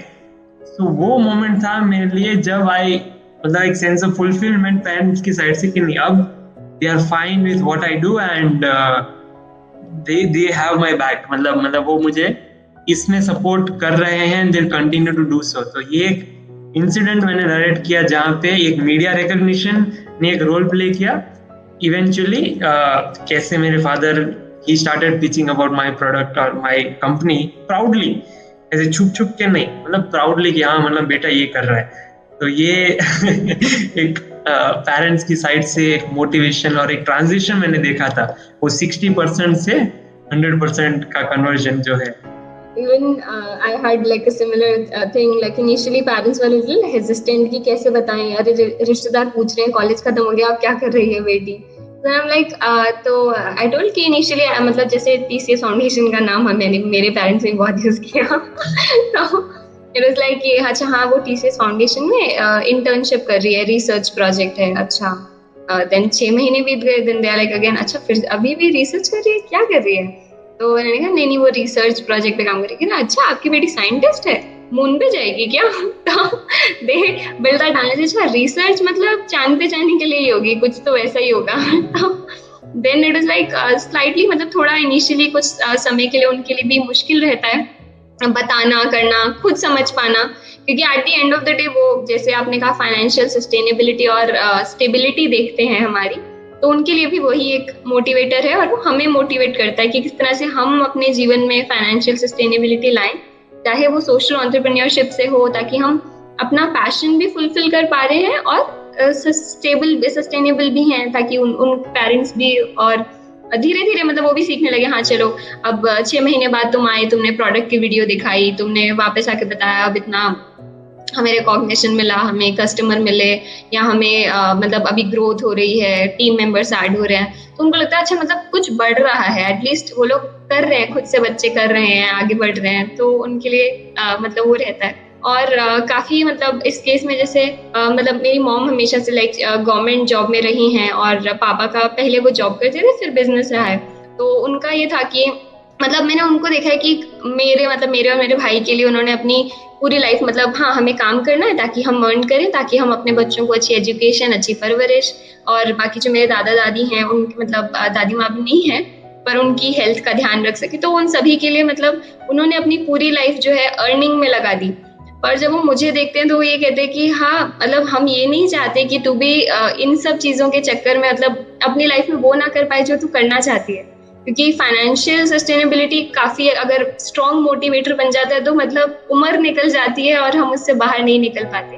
तो किस तरह से वो ना करके उन्होंने मुझे कहा कि ठीक है तू जो कर रही है तू कर, बट उसका मतलब ध्यान रख कि तू खुश है, और मतलब मेरी खुशी से उनके लिए सबसे ज्यादा मतलब मायने रखती है, और इसके लिए मैं बहुत शुक्रगुजार हूँ उनका। तो ये काफी मतलब एक डिफरेंट जर्नी रही है उनके साथ, पर अभी वो लोग भी खुश हैं, सब सेट है। Family achievements and struggles, settlement, all happy. But एक चीज़ है जो आप लोगों ने अभी तक शेयर नहीं किया, जो रिसेंटली आपको अवार्ड मिली है जो IIT मद्रास से, उसके बारे में भी शेयर करें। बिल्कुल, तो अभी रिसेंटली कुछ पिछले हफ्ते ही हम IIT मद्रास गए थे, IIT मद्रास रिसर्च पार्क, जहाँ पे स्टार्टअप तमिलनाडु यानी स्टार्टअप TN का एक इवेंट था, S2G सैंडबॉक्स फॉर 80 टेक्नोलॉजीज। तो किस तरह से मतलब ये पहली बार हमें देखने को मिला कि गवर्नमेंट की तरफ से एक इनिशिएटिव आया है जिसमें वो एंटरप्रेन्योर्स को जो कि असिस्टिव टेक्नोलॉजी के डोमेन में काम करते हैं उनको उन्होंने सिलेक्ट किया, उनको प्रेजेंटेशन के लिए वहां बुलाया IIT मद्रास में, और उसके बाद ऐसा नहीं कि हाँ कंपटीशन है, आए आपने फिर प्रेजेंटेशन दी, आपको कुछ अवार्ड दिया और खत्म। वो ये उन्होंने दिखाया कि वो S2G का मतलब है स्टार्टअप टू गवर्नमेंट। तो किस तरह से स्टार्टअप से लेके गवर्नमेंट तक का जो एक रिश्ता है उसको और मजबूत किया जाए, और स्टार्टअप के जो प्रोडक्ट हैं अगर उसे गवर्नमेंट प्रोक्योर करके अपने बेनिफिशियरीज को, अपने मतलब जो गवर्नमेंट के अंडर स्कूल्स हैं, गवर्नमेंट पब्लिक लाइब्रेरीज हैं, या जो विजुअली इम्पेयर्ड एम्प्लॉयज की जैसे मैंने बात की, जो 1% जो एम्प्लॉयर्स नहीं समझ पाते कि इन 1% जो रिजर्वेशन से हमारे यहाँ विजुअली इम्पेयर्ड कैंडिडेट्स आए हैं, एम्प्लॉयज आए हैं, उनको क्या हम काम दे सकते हैं। तो उस तरह से किस तरह उस काम के उनको एक जो था वो उन्होंने हमें मतलब वहाँ पे 17 जो थे लोग, कंपनीज जो थी वो प्रेजेंट कर रही थी, और उसमें से उन्होंने 8 को चुना जिसमें से हम भी एक हैं, और उन्होंने उन सभी को जो है इस मतलब गवर्नमेंट का वर्क ऑर्डर की तरह वो जो है इसको ले रहे हैं कि वो हमें हमारी सर्विसेज प्रोडक्ट्स को प्रोक्योर करेंगे अपने बेनिफिशियरीज के लिए। तो ये हमें काफी अच्छा जो है देखने डायरेक्टली गवर्नमेंट के साथ काम करने का एक अपॉर्चुनिटी मिला। Congratulations for this. एक छोटी सी पीरियड में आप लोगों ने बहुत ही ऊंचाइयों को छुआ और बहुत ही सारे लोगों तक पहुंचे, और एक लोकल नेशनल प्रोडक्ट को इंटरनेशनल तक लेके गए हैं। सो आप सभी की जो मेहनत है और आपकी जो सच्ची दिल की भावना है जो सेवा करने की, और जैसे बोनी ने भी कहा कि जब आपकी जिज्ञासा होती है तो पूरी यूनिवर्स आपके साथ रहती है वो गुड विशेस भी आपके साथ है, और ये दिखाता है कि जब हम अच्छी कार्य के लिए काम करते हैं तो कैसे हमें सपोर्ट मिलता है, और कोई भी हार्डशिप नहीं होती है, वो एक अपॉर्चुनिटी में बदल जाता है। सो बहुत सारी बातें की, लेकिन मुझे ऐसा लगता है कि बहुत सारी स्टोरीज है आपके पास शेयर कर। We somewhere have to wind up the show. तो थैंक यू आपको। रिकॉर्डिंग क्लब के लिए भी आपने एक प्रोडक्ट को डोनेट किया है। I think it is the table lamp. Yes, keyboard device. 100 की वो डिवाइस को आपने रिकॉर्डिंग क्लब के लिए भी डोनेट किया है, जिससे रिकॉर्डिंग क्लब से जो भी दिव्यांग साथी जुड़े हुए हैं उन सभी को कंटेंट मोबिलाइजेशन का फ़ायदा मिल सके। एंड लास्ट में जो भी आपसे कनेक्ट करना चाहते हैं या आपके प्रोडक्ट के बारे में और बेहतर जानना चाहते हैं तो कैसे आपसे संपर्क कर सकते हैं? अच्छा, तो हमसे संपर्क करने के लिए हमारे जो भी साथी हैं वो हमें ईमेल कर सकते हैं info यानी INFO @tresellabs.com यानी TRESSLABS.com पर हमें ईमेल के जरिए जुड़ सकते हैं, या अगर वो हमें कॉल या व्हाट्सएप के जरिए हमसे जुड़ना चाहते हैं तो हमें इस नंबर पे कॉल भी कर सकते हैं या व्हाट्सएप कर सकते हैं 8320420902। मैं एक बार ईमेल आईडी और फोन नंबर रिपीट कर देती हूँ, INFO @TRESSLABS.com और नंबर है 8320420902। तो हम भी आपसे उतना जुड़ने के लिए उतना ही उत्सुक हैं, तो आप प्लीज हम कुछ भी आपके सवाल हैं तो हमसे रीच आउट कर सकते हैं। जी, मैं जो दिव्यांग साथी आपको सुन रहे हैं रेडियो मधुबन के जरिए, उन्हें आप कुछ कहना चाहेंगे? एक चीज जो हम कहना चाहते हैं कि मतलब अगर उनके पास सपने हैं तो आसमान लिमिट है, तो कहीं पे भी उड़ सकते हैं। और जो मतलब उनके पास एक चीज होनी चाहिए, वो है चॉइस या राइट टू चूज कि वो क्या पढ़ना चाहते हैं, क्या सीखना चाहते हैं, क्या बनना चाहते हैं। तो वो जो है उसको उसकी तरफ जो है भागे, उसके लिए जो भी रिसोर्सेज उन्हें ज़रूरत है या जिनसे अगर हमसे कुछ होता है तो हमसे या किसी भी तरीके से वो उन सभी लोगों से, उन रिसोर्सेज से जुड़ें, क्योंकि उन्हें उतने ही मतलब जिस तरह से उनके सपने हैं उनकी उड़ान भी उतनी ही लंबी और बड़ी होनी चाहिए। और एक चीज मैं भी कहना चाहूँगा कि क्योंकि ये डिजिटल युग है, टेक्नोलॉजी काफ़ी आगे बढ़ रही है और टेक्नोलॉजी से काफ़ी सारी चीज़ें आसान भी हो रही है। जैसे स्मार्टफोन्स अब ब्लाइंड पीपल यूज़ करने लगे हैं, काफ़ी टेक्नोलॉजी से। तो एक चीज़ मैं मेरी साइड से ये कहना चाहूँगा कि जो वो लर्निंग वाला एप्टीट्यूड है ना, कि मतलब वो सीखने की चाह, ठीक है, उसको मतलब वो बरकरार रखिए, क्योंकि मतलब हम बिल्कुल समझ सकते हैं कि काफ़ी सारे मुश्किलें आती हैं, स्पेशली हमारे दिव्यांग फ्रेंड्स की लाइफ में, जिसको ओवरकम करना काफ़ी बार मुश्किल इतनी बड़ी नहीं होती, बट इतना सब मतलब ऑपोजिशन झेलने के बाद वो एक मोटिवेशन लूज हो जाता है कि नहीं भाई छोड़ दो, मतलब ये नहीं हो पाएगा मेरे से, या मतलब वो जो मैंने बताया ना टाइम वाला फैक्टर, वो बस वो टेक्नोलॉजी को सीखने की बात हो या कुछ नया चीज सीखने की बात हो, जस्ट आप टाइम दीजिए, मतलब उसको छोड़ ना दीजिए। अगर आपको लगता है कि बहुत बहुत ओवरवेलमिंग है, बहुत मुश्किल आ रही है, तो पॉज कीजिए, आप थोड़ा टाइम ले लीजिए, 1-2 दिन, 1 हफ्ता, जस्ट अपने आप को डिस्ट्रैक्ट कीजिए कुछ और चीज में, बट उस चीज को छोड़ मत दीजिए कि नहीं हो पा, नहीं, उस पर वापस से उस पर एफर्ट कीजिए। काफी सारे हमारे यूजर्स हैं जिन्होंने एग्जाम्पल सेट किया है अपनी कंसिस्टेंट एफर्ट्स से लाइफ में अचीव करने के लिए। हम अपना रोल प्ले कर रहे हैं कि वो मतलब कि वो प्रोडक्ट से ट्रेसल लैब्स अपना रोल प्ले कर रहा है, ठीक है। हमें बस आपका साथ चाहिए ताकि हम ये कम्युनिटी को और ये सेक्टर को आगे ले पाए, और जो हम इंक्लूजन का हम जो विजन है कि सबको इक्वल अपॉर्चुनिटीज मिलनी चाहिए, सबको एक समांतर नजर से कैपेबल दिखना चाहिए, तो हम ये कलेक्टिवली आपके और हम दोनों के एफर्ट्स के साथ हम इसको अचीव कर पाएंगे। तो बस आप अपना एफर्ट कंटिन्यू रखिए और हम अपना effort continue. Thank you so much Bonnie and Akshita for being with us. और बहुत सारी बातें मुझे भी सीखने को मिली हैं, एंड मैं आशा करती हूँ कि आप ऐसे ही दिन दुनी रात चौगनी जैसा आगे बढ़ते रहें और आप अपने जीवन में भी तरक्की करें और समाज भी आपके साथ तरक्की करें, और हर किसी को आपकी समय और आपकी सोच और आपकी आविष्कार से फ़ायदा मिलते रहे, यही हम उम्मीद करते हैं। Thank you so much. Thank you so much. Thank you everyone. तो दोस्तों, अभी तक आप सुन रहे थे ट्रेसल लैब्स की को फाउंडर्स अक्षिता एंड बोनी को हमने सुना है और ऐसे ही नई नई बातों को हम सीखने की कोशिश करते रहेंगे मन की आंखों से इस कार्यक्रम में। सुनते रहिए, मुस्कुराते रहिए। फिर मिलेंगे अगले हफ्ते।